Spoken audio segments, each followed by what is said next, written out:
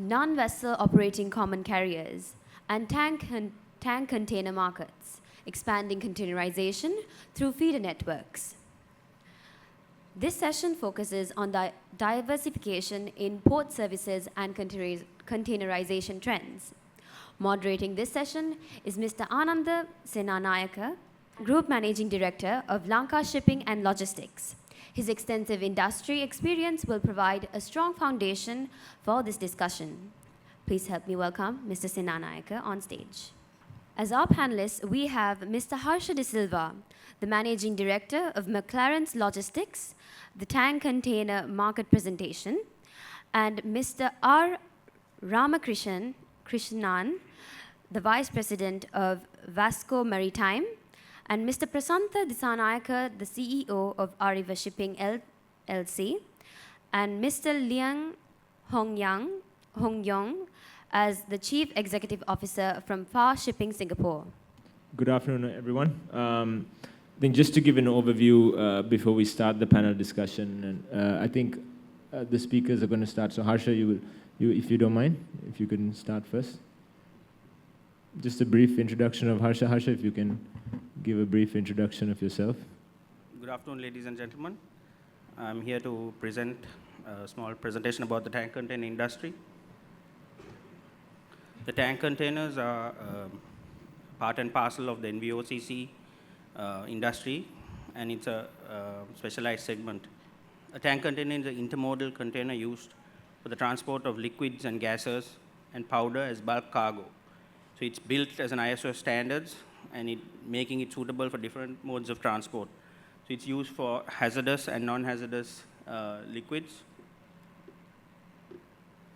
The history of the tank containers begins soon after containerization, where Malcolm McLean invented the box container in 1956.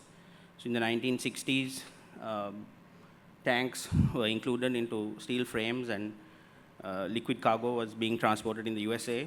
But it's in the 1970s that proper registration and approvals for hazardous goods transport took place.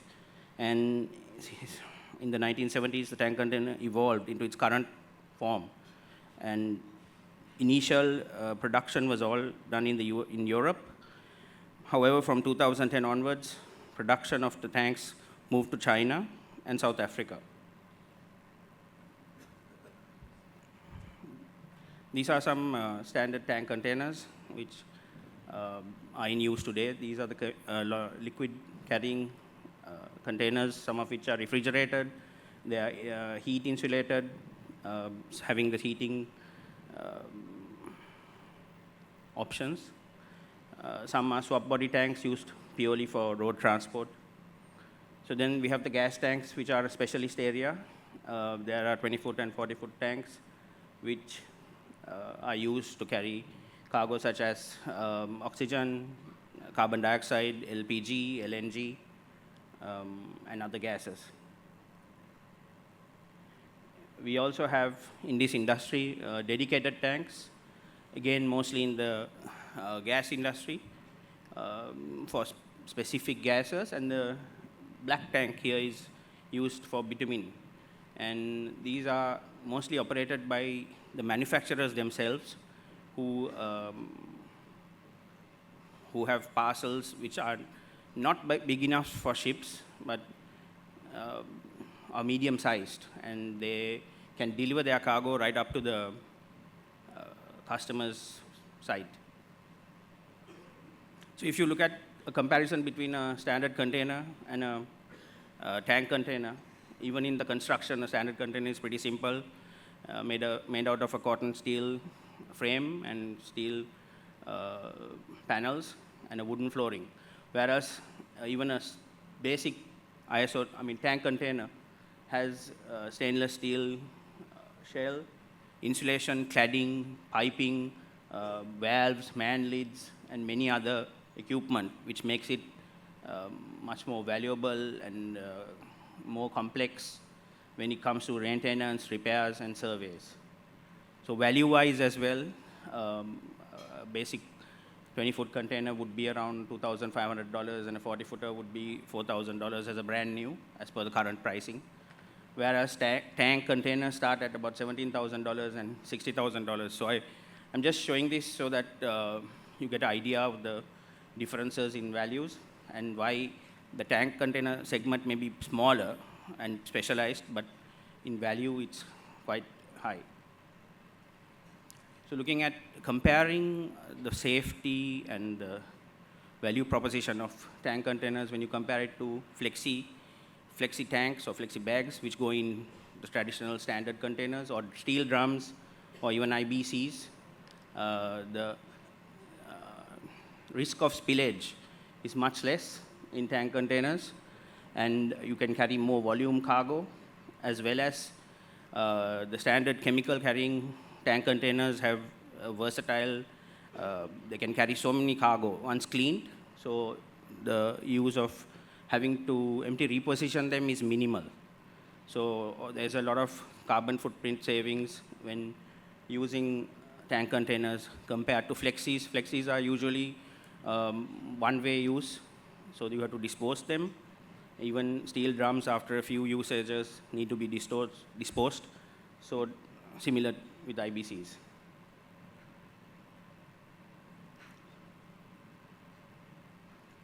ISO tank customers, I mean the exporters as well as the receivers, have built infrastructure around their facilities to make the loading and unloading easy and safe. So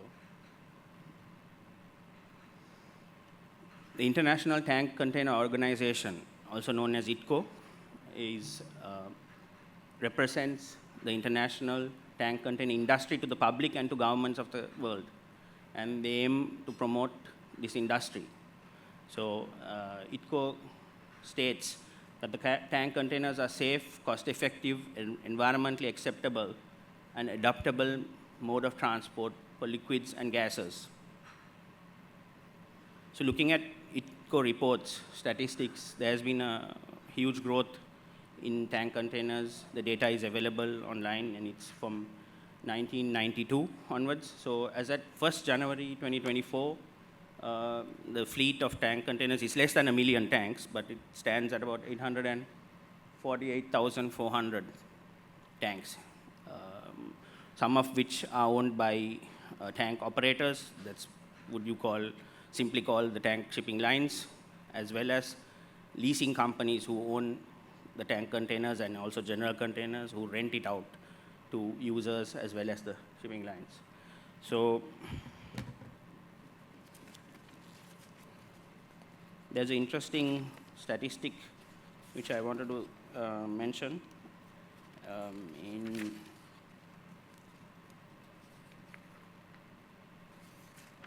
1992,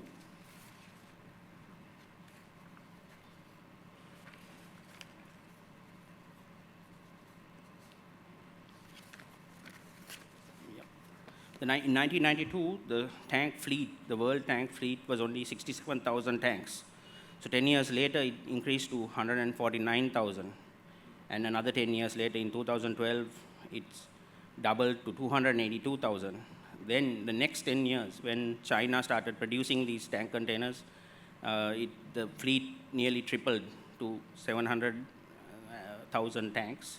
Today, we have, as I mentioned before, we have 848,000 tanks. There has been exponential growth, and there is a big demand for the use of safe ISO tank containers in shipping, and matched by the production facilities in China mainly and in South Africa. So this has led to this tremendous growth.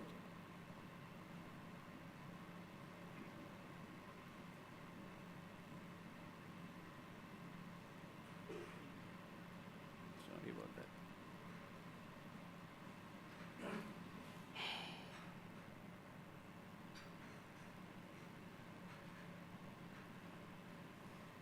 So the top 10 tank operators, these are the tank shipping lines in the world, are shown in this pie chart, and they account for about 500,000, almost 600,000 of the tank fleet, and Interestingly, there is a railway logistics company also in the top 10. So these are how their containers look like, branded. I'd like to also mention that there are regional players who were in Sri Lanka, Indian subcontinent, and Asia. The business is more dominated by these companies. So Goodrich, Legend, Deccan, Bolt, Crossover, Eagle Tainer, and Fair Freight. So as an NVO sector, these tank operators focus on our trade lanes, and in Sri Lanka, you would see more of these tank operators having the movements. So tank leasing companies, as I mentioned before, are also tank owners. They also own more of the specialist tanks, the gas tanks, the LNG tanks, and the LPG tank containers. So they lease out or rent out their tanks to the operators or to specialist companies like gas manufacturers or chemical manufacturers who want to run their own tanks for customers as dedicated tanks. So Eurotainer, Exif, and Seco are the top leasing companies, and they have a fleet size of about almost 400,000 tanks. So the novel thing about tank operators is, even though we are classified under a NVOCC banner, the tank operators provide a worldwide service. And how do they do this? One, it's they have a lucrative agency network in seaports as well as inland locations. The tank business is very strong in intra-Europe, USA, Middle East, even in Africa. So they ship their tanks to deep sea ports through main shipping lines. So main shipping lines don't see them as competitors, so they offer slots for the tank operators, as well as the short sea is with the feeders. So in this operating form, they are able to offer worldwide services, whereas the dry and reefer container NVOCCs are more regional players, or restricted to one region like Asia or Southeast Asia and Indian subcontinent. So as I said before, it's an intermodal tank. It's involved in road transport in countries like the USA, European destinations. There's a lot of long-haul trucking involved. They have specialist trailers and trucks which facilitate unloading of the cargo with hydraulic lifting and even compressed air being involved, so that the customers can take immediate delivery of the cargo at the site. Another interesting aspect is rail transport. So as I mentioned before, a Chinese rail logistics company is in the top 10 tank operator list. So this is a very robust area for tank operators, and the Trans-Siberian Railway is one that comes to mind, and many others that are used for efficient and long-haul transport of liquids and gases by rail. So barges, as in the standard container industry, are used for short sea routes, and also in countries which have large land masses and river networks and canals, and also in countries such as the Philippines or Indonesia, which have many island archipelagos. So they have barging. And as I said, the deep sea routes are covered through mainline operators. And on special LNG and LPG project bases, there have been instances where entire ships are chartered to move in volumes in excess of 400 or 500 tanks to one destination. So when it comes to the maintenance and repair facilities of tanks and depots in Europe and in Middle East and many countries which have chemical hubs or gas facilities, the depots are located very close to these chemical hubs. And unlike a standard container depot, these tank depots have specialist equipment for cleaning, testing, repairing, these units. And of course, the maintenance technicians are highly trained and experienced personnel. Each tank container is tested and checked before after each cleaning cycle and before cargo is loaded. I put in this slide just to show how specialist tanks are lined with either polymer, glass, or rubber when they are used to carrying very highly corrosive cargo such as sulfuric acid.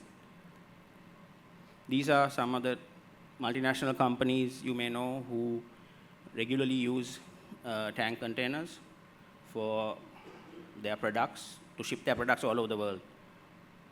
There is Dow Chemicals, BASF, and food companies such as Unilever, Nestlé's, and lubricant companies and petroleum companies such as Chevron, Shell, and IOC, and many others.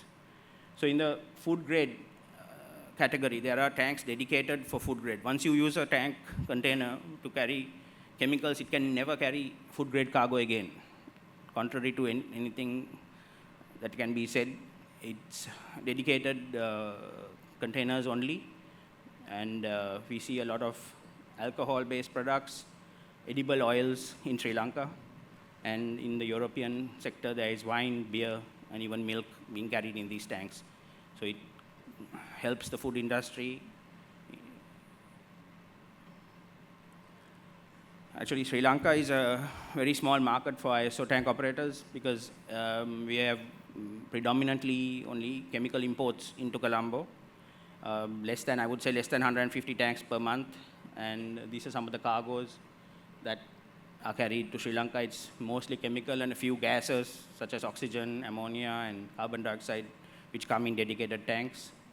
There was a time that ethanol was brought in ISO tanks, food grade tanks, but of course ethanol is now banned in Sri Lanka, so the only export we have for food grade is coconut oil, which sometimes moves in ISO tanks as bulk. So with regards to Sri Lanka, what I would like to say is in the future, with Hambantota, with more Hambantota and even the tank farms in Trincomalee, if they are used by petroleum companies or lubricant companies or even chemical companies to store and distribute their products from these ports, this will bring in more activity for the tank operators, and they will surely look at trading in this area, and there will be more activity in the tank industry in Sri Lanka. For now, basically all imports come in and they are cleaned and empty repositioned out. Majority of the tanks are empty repositioned out to either Singapore or Port Kelang. So the future is bright for tank containers. And as the technology advances and the focus on sustainability grows, ISO tanks are poised for a larger portion of the business, the liquid business, and it won't take long before we see smart tanks which can inform the operators and the customers of their locations, the condition of the cargo, and any other details. So I see a huge increase in the future for the ISO tank business. And by investing in ISO tank containers, small businesses or even the large businesses can enhance their logistics operations, reduce costs, and contribute to a more sustainable environment. I'd like to conclude my presentation with a short video from one of the tank operators to give you a little bit more of an insight on the tank container.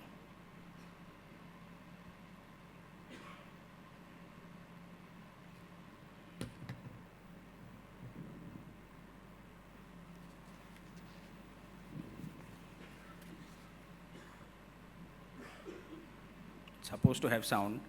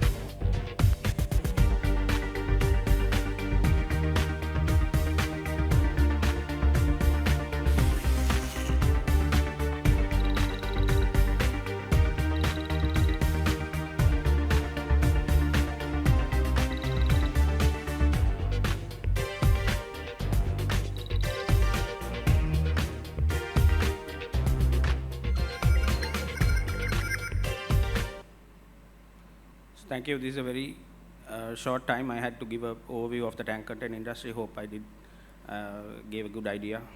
For starters, there is much more to this industry, but that'll be on another day. Thank you.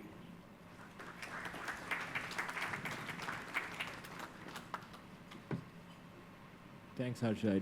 I didn't fall asleep, so it was not that bad. Ramki, can I get you to give your presentation next, please? Thank you.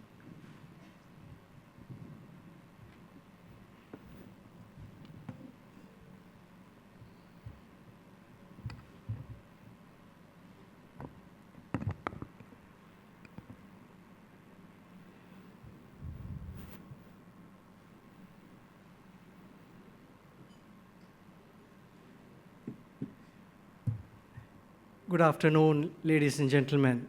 Ayu Bhavan. I'm basically going to make a speech and a presentation on the relevance of NVOCC in the Asian context and the important role that they play in maintaining the logistics supply chain within this region and expanding to the wider horizon. First, I'd like to thank the organizers for inviting me to speak today about the critical role of the NVOCC lines in the regional context. For those of you who attended this event in 2022, you may recall that I had presented a similar one on the future and challenges for the NVOCC operators. At that time, the shipping industry, like many others, was recovering from a period of supply chain disruptions, and the importance of the NVOCC in keeping the global trade flows moving was very much in the spotlight. And as we gather today, the global shipping landscape has once again changed significantly, and we are witnessing an evolving set of challenges and opportunities.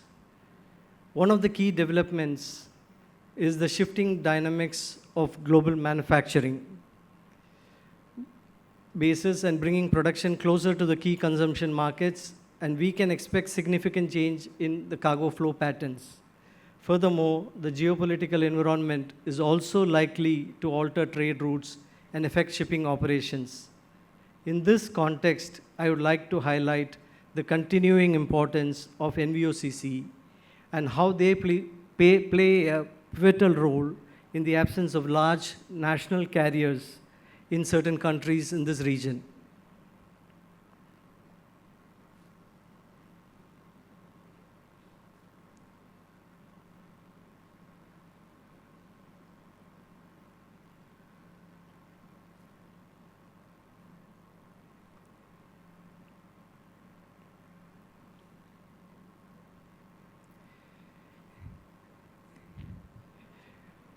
Now, basically when the NVOCCs began their operations more than about 4 decades ago, they were relatively a small player focusing mainly on the niche markets.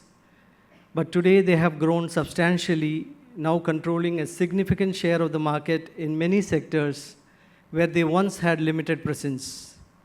Especially over the past 2 decades, NVOCCs have expanded their operations, aided by the rise of the feeder operators who have increasingly linked short sea routes with long-haul services. These operators now connect a wide range of ports from Korea all the way to Egypt on the Red Sea and are gradually expanding into the Mediterranean and East African ports. This expanded network allows the NVOCCs the ability to offer a vast service coverage, which is especially important as Asia continues to emerge as one of the key engines of global growth. For example, earlier this year, when major shipping lines chose to bypass the Red Sea due to the geopolitical tensions and security concerns, the feeder operators stepped in to maintain essential supply routes. This allowed the NVOCCs to continue serving this critical market with minimal disruption, ensuring the stability of the supply chain for the trade. Now, when we come to the role the feeder operators play in developing the trade. Feeder operators are a key backbone of the NVOCC sector. These partnerships are vital for NVOCC's success, as they enable efficient movement of goods to and from the hubs and smaller regional ports. The role of the feeders cannot be overstated, especially as we look ahead to an increasingly complex and fragmented global supply chain. The continued success and growth of NVOCC lines will greatly depend on the cooperation between the NVOCCs and the feeder operators. It is this symbiotic relationship that allows the NVOCC to maintain their competitive edge as well as offer a reliable service in the market where large carriers are not as active. Another area which is important for the NVOCCs is the role of the ports and terminals. An equal important factor for them is they receive a level playing field from the ports and terminal, and that's crucial for the continued success of the NVOCC. In the region where ports and terminal operators have been proactive in recognizing the importance of the NVOCCs, we have seen substantial growth. One notable example is the port of Jebel Ali in Dubai, which has long been a strong supporter of the NVOCC sector. This support has helped establish Jebel Ali as a key hub for feeder network in the region. The approach taken by Jebel Ali and the other forward-thinking ports such as Singapore and Port Kelang should serve as a model for ports within this region. For example, ports in Sri Lanka and other ports in South Asia could benefit by revisiting their terminal strategies to better accommodate NVOCC operation. In today's consortium-driven shipping environment, no single carrier can fill the mega vessels that call at every port. So ensuring smaller operators such as the NVOCCs have a fair access to the port facilities is essential for maintaining competitiveness and relevance.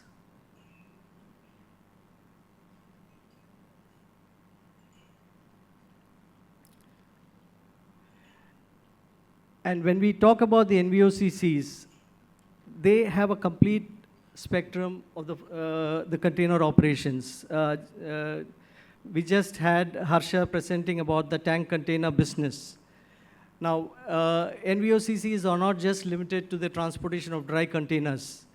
Many also offer a full range of container services, including reefers, special equipments for project cargo like open tops and flat racks, and the more specialized tank container operations which Harsha spoke about. This broad range of offering makes NVOCC a valuable partner for diverse set of industries and ensures they remain flexible in the face of challenging global trade patterns. Now, we come to the need for support from government and port. It is becoming increasingly clear that governments, ports, and terminal operators must recognize the vital role NVOCC play in maintaining price stability and supply chain resilience. Without NVOCC, global trade could be exposed to greater volatility, as we saw during the COVID-19 pandemic, when disruptions in supply chain caused significant economic impact. Governments and ports that understand the strategic importance of NVOCCs will be better positioned to weather future global disruptions.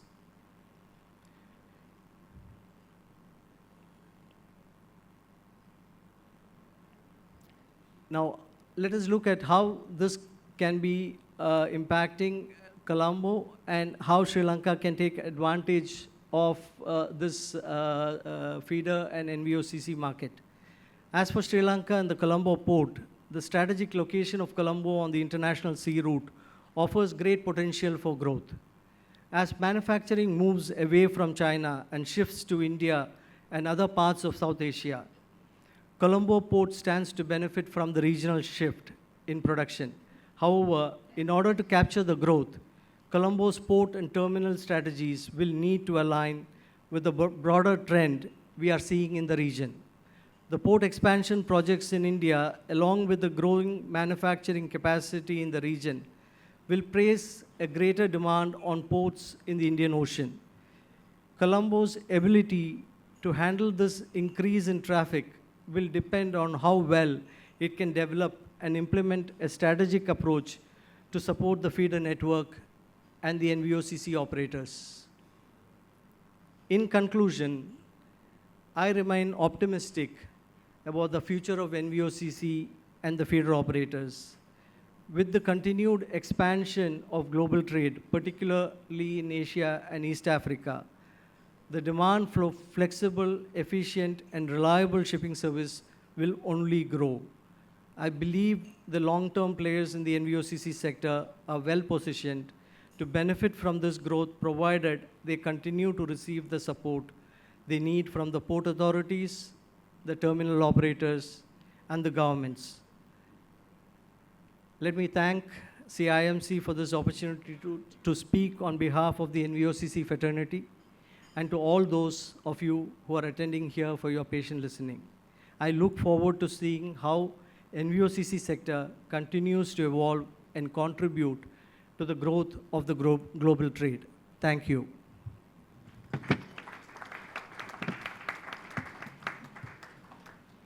Thanks, Ramki. Can I ask Prasanta to go up next, please? You don't have a presentation? Okay. So you want to speak? Yeah.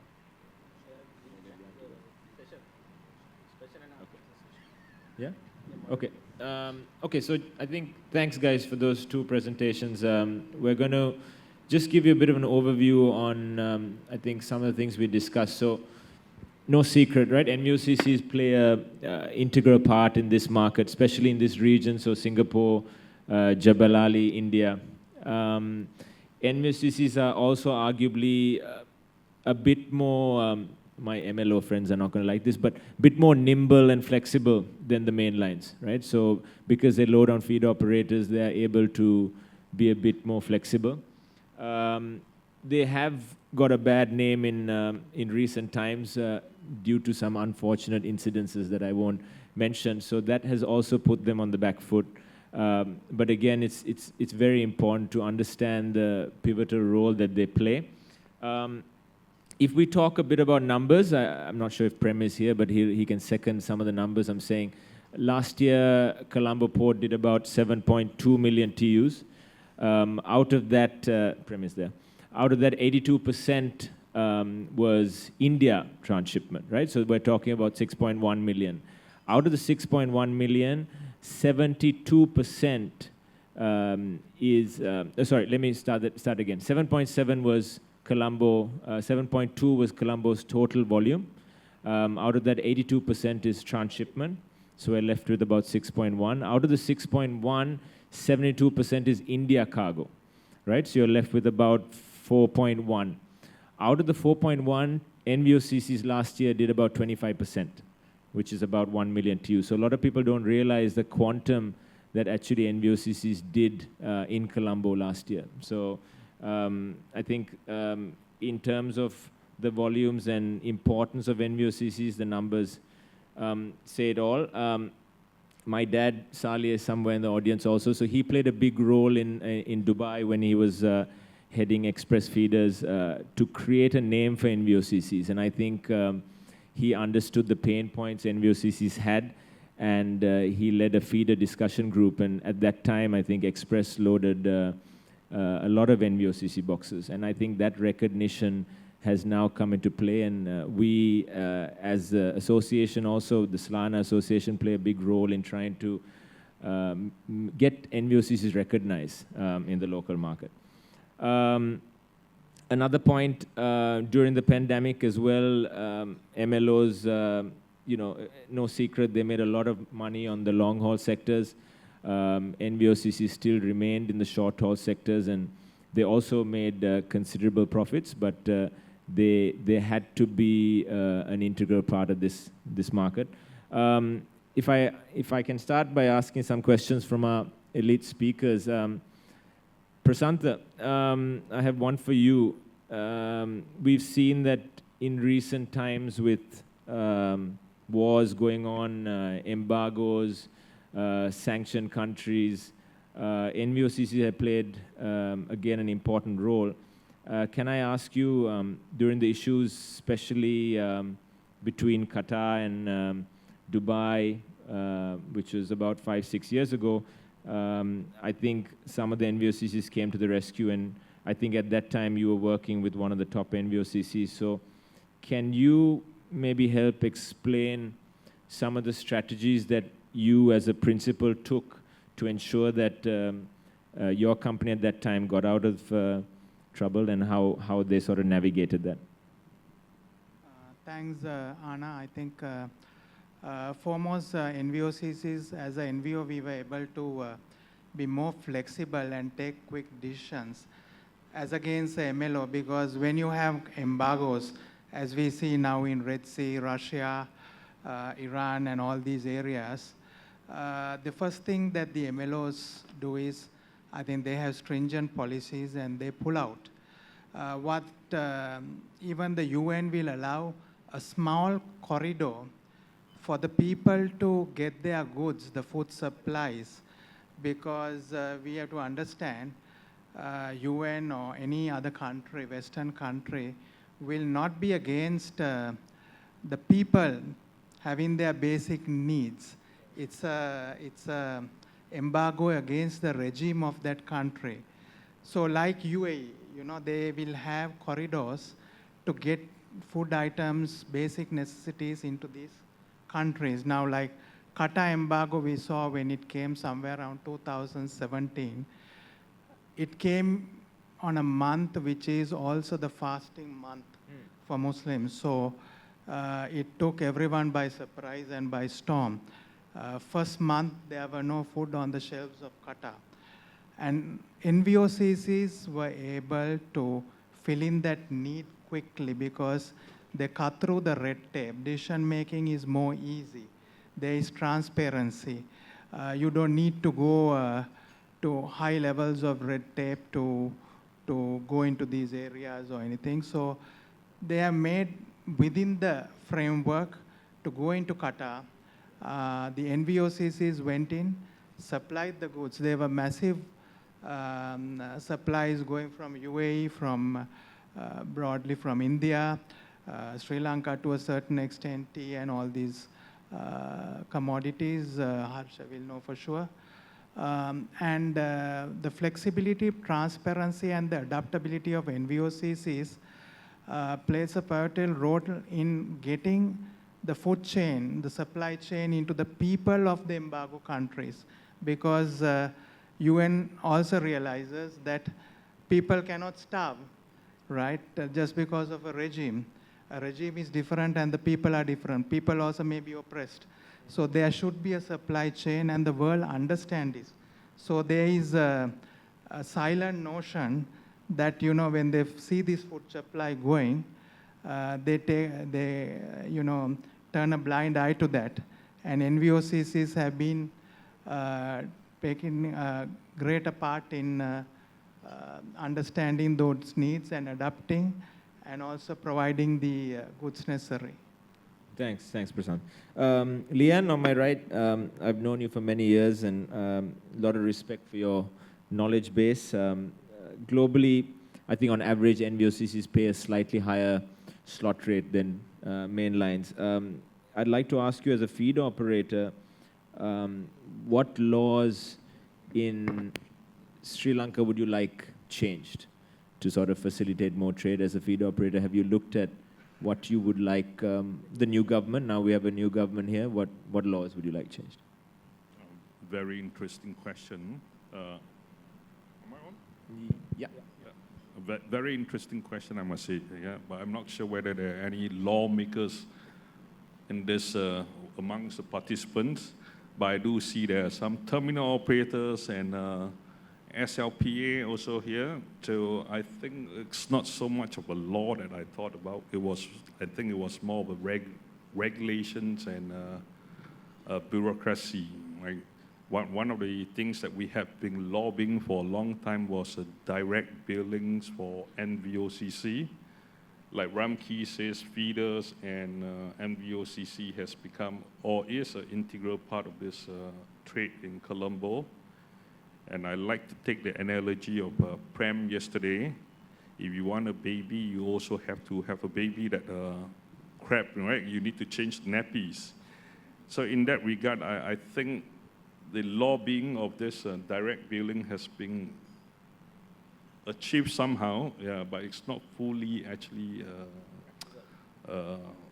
adopted by all the NVO. But this is something that kind of intrigued us because both in Pok Klang and in Jebali, even in Singapore, when it comes to ancillary services or storage charges, they are all built to the box operator by box operator code. Even in Pok Klang, everything is built to the box operator. So somehow this is not happening as much or as prevalent in Colombo. I mean, it helps to, like you say, like Ramki says, it helps to improve or increase the amount of trade by NVO within that port, right? So if Colombo ports looks forward to increasing volumes, and if you say 25% of this 4 billion is NVO traffic, then I think we should all look forward to promote that or to ease the path of this direct billing or billings directly to the NVOCC to make it easier for the NVO to trade here. Yeah. Thanks, Leon. Thanks. Ramki, I think you also represent one of the largest NVOCCs. With the likes of DP World, AD Ports buying up shipping lines, buying NVOCCs, what are some of the new strategies that you guys are using to compete with these powerhouses? Thanks, Anna. See, basically, you would have certain existing carriers having larger aspirations to become regional carriers. So probably they migrate from being a feeder NVO into becoming a regional player. But that would allow other set of people to take that space, both with the existing feeders increasing their coverages to provide the common feeder services, as well as for the existing and growing NVOCC players to increase their footprint. So I don't think, given the kind of growth that we are envisaged to have in this part of the world, Asia, Africa, Middle East, and the wider Mediterranean region, there would be space for everybody to operate in this market, even with carriers evolving themselves to become regional carriers. So I still look at a bright future, like what I spoke during my speech, that there is enough potential for the NVOCCs. Just wanted to add one point to your previous question. For Sri Lankan ports and Colombo terminals, now that we're going to have 3 private terminals here, it is very important that Sri Lanka, with the new government, with the new aspirations of the people, with the mandate what they have given to the government, to try and emulate what is already working well in Jablali, in Singapore, and in Port Kelang. There is no need to reinvent the wheel. All it needs is for them to replicate what is done in this part of the world, like what Leon was explaining as a feeder operator. The port has to recognize both the vessel operator who brings the tonnage into the port and the container operators who are facilitating the trade. Now, without both this working in tandem, you cannot provide a service. And if you're going to depend only on the mainline carriers, then you would miss a major part of the short sea routes and the mid sea routes that are available for Colombo to develop. Thanks, Ramki. Harsha, a lot of you might not know, Harsha and I have a very love and hate relationship. It's probably all hate, actually. But anyway, Harsha, can I ask you, you also represent ISO tank principles. What are maybe some of the infrastructural changes you'd like to see to help your principles be more active in this region? Yeah.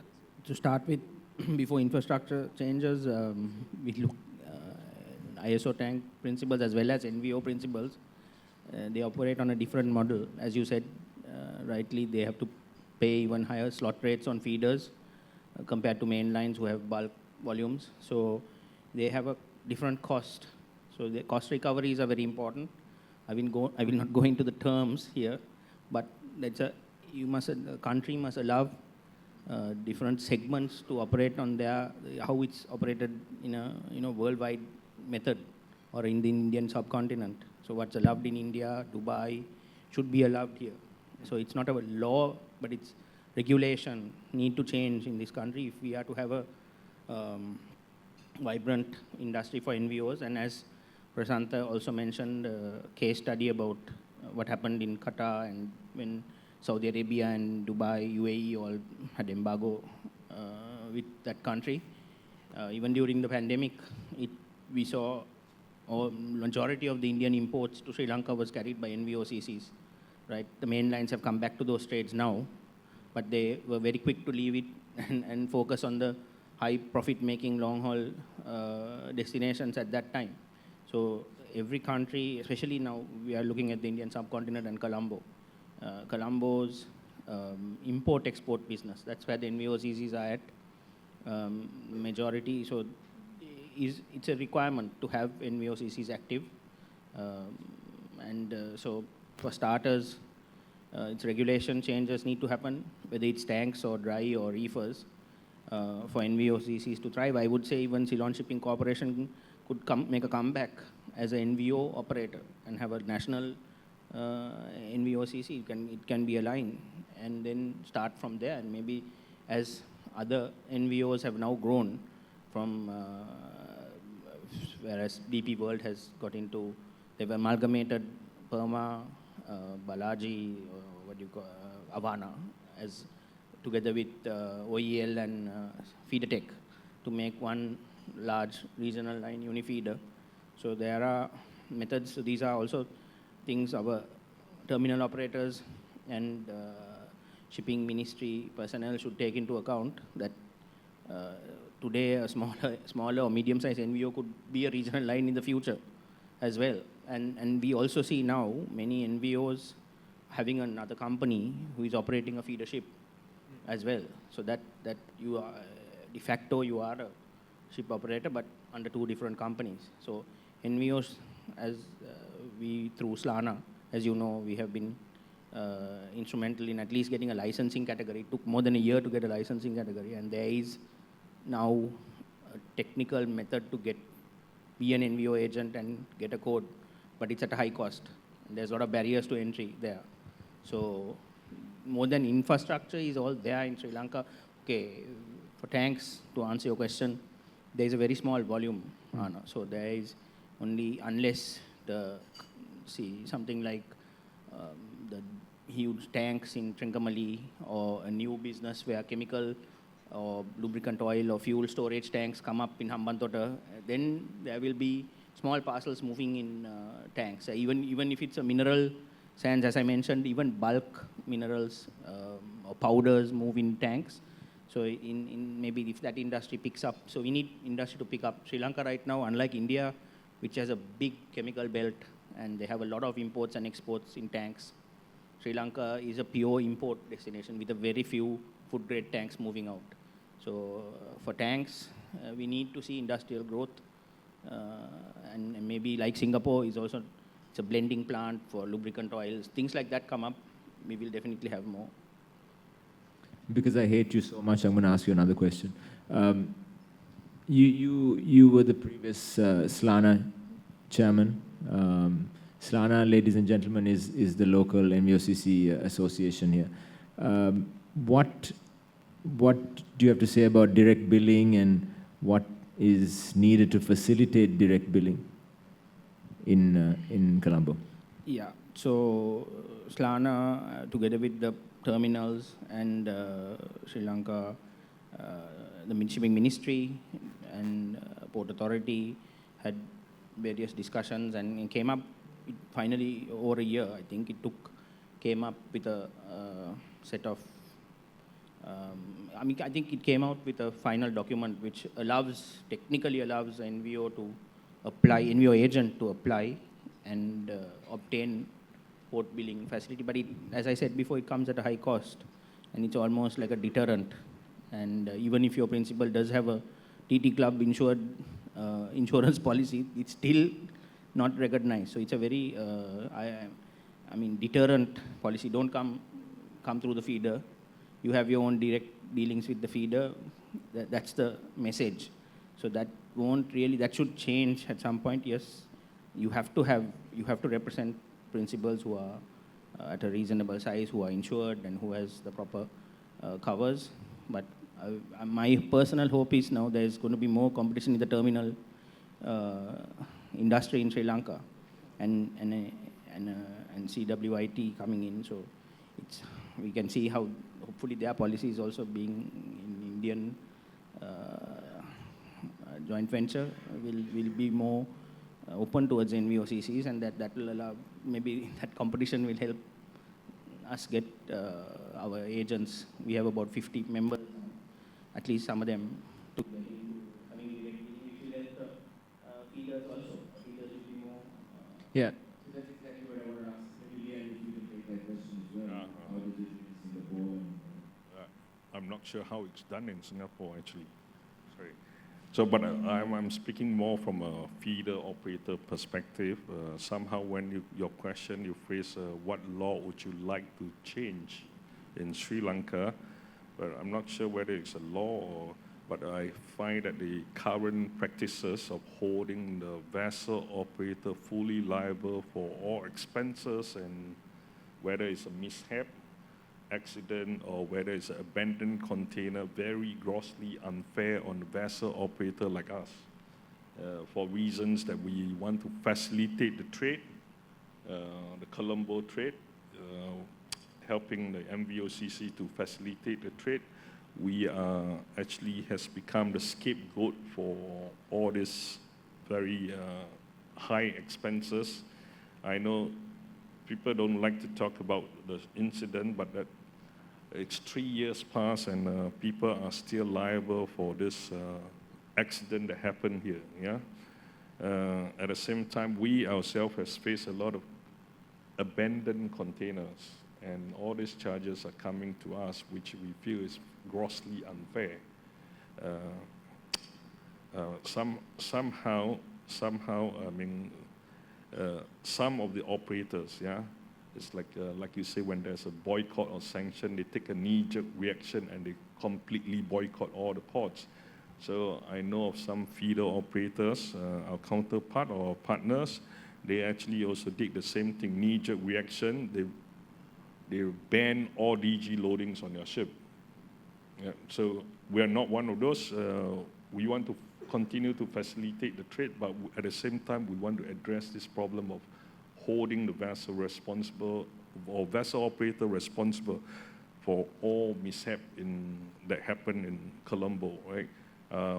My colleague there, Samita, I wouldn't want him to be arrested and detained for reasons that are beyond our control.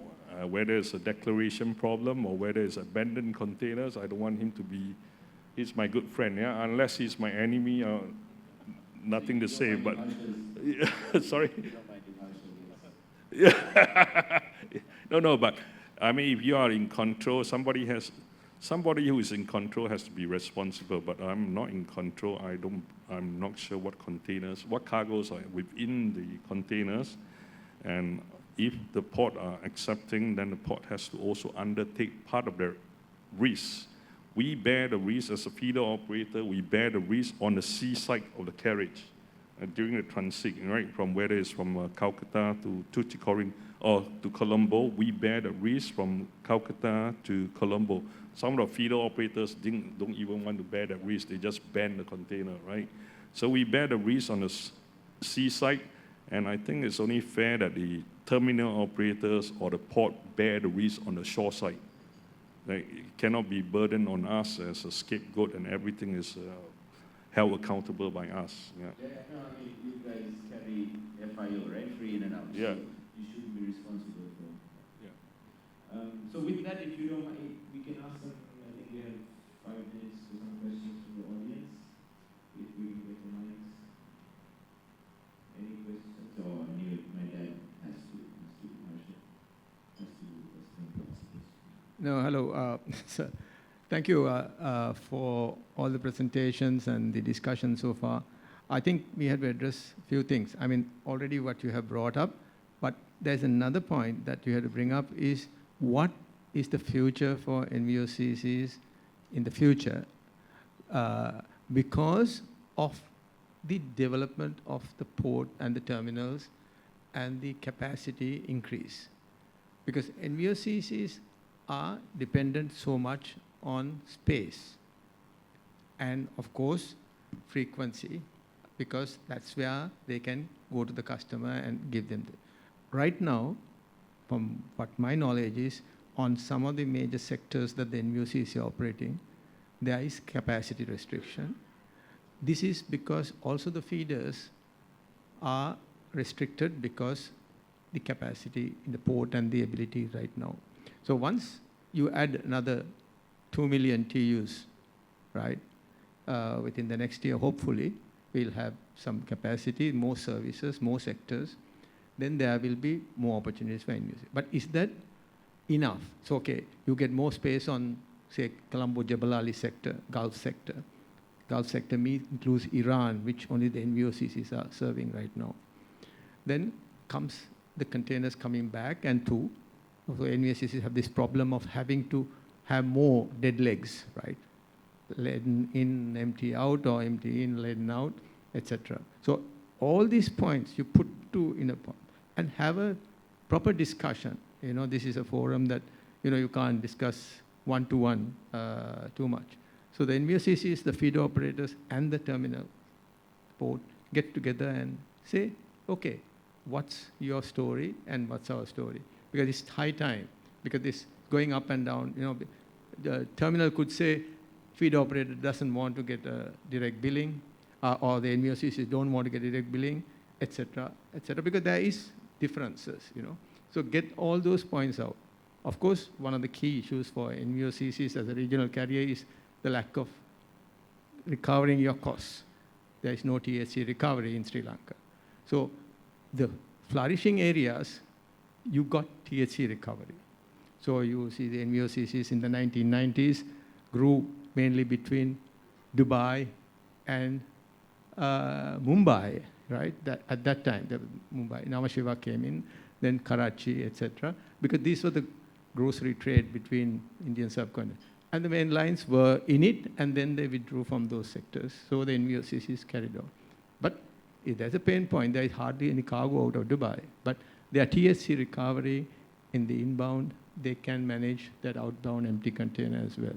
So these are things that is reality. You know, I know the trade in Sri Lanka had a big issue about the THC, and these are mainly on the mainline routes, where there is a bigger freight and bigger element of conditions are different to the NVOCC. So let's look at what this NVOCC traffic is, what are the feeders' pain points are, and what are the terminals' pain points. They also don't want to get landed with containers and cargo coming in if there is no due diligence, right?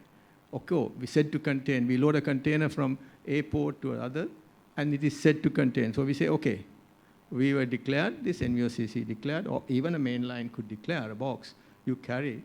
You don't know what the cargo is and what the risk is as much. So, but these are things that need to be clarified and sorted out. But mainly, NVOCCs need to come up collectively and say, this is what we want, and so should the feeders, I think. Yeah, thank you. Thanks. Prasanta, would you like to comment? Thanks, Ali. I think you have brought a lot of pain points, you know, that is going through the NVOCC trade here. Surprisingly, the bigger trades of India to Gulf, we don't have this much of issues. And in a small market like this, pain points in a small market is a cause of concern. Direct billing, I think, should be given to NVOCC. There's no question about it. If Sri Lanka wants to see the models such as Singapore's Jebel Ali, I think you need to adapt to that concept, and then DTHC is another matter you need to see. And I mean, the significance of NVOCC is undermined, but people forget. Now, a lot of main lines are saturated during this period in the short sea legs. That is because the freight rates from Far East like China to Europe to Gulf has deteriorated. So to mitigate their losses, the main lines have put their vessels into the shorter sea routes. But that is ad hoc decision, that's a knee-jerk reaction. Soon as the market improves from China to US or whatever, the tonnage goes to that side. So where are the shippers in this part of the world ended up with the NVOCCs? And if you take the MLOs cater to, I mean, you saw during the pandemic, they cater to their main clients like the Kundanagals, the DSVs, all that. So who is looking after the small and medium scale entrepreneurs, the exporters, the importers?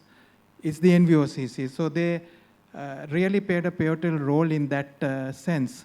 So I really hope that the NVOCC forum will be given their due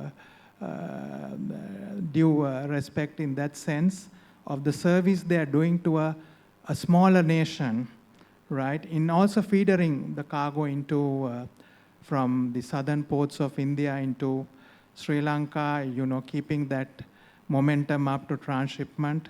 That's a very valid point, and I wish all the best for the NVOCC forum, and that the authorities will open their eyes and take this up in due course. Thanks. I think we're done.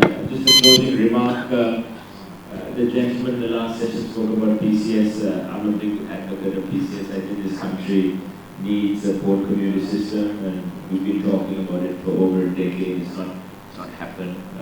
So that's required. And I think we have the terminals here as well. And I just want to highlight that in the olden days, before containerization came about in possibly mid-80s, you know, it was break bulk, and that cargo was discharged and put into a warehouse.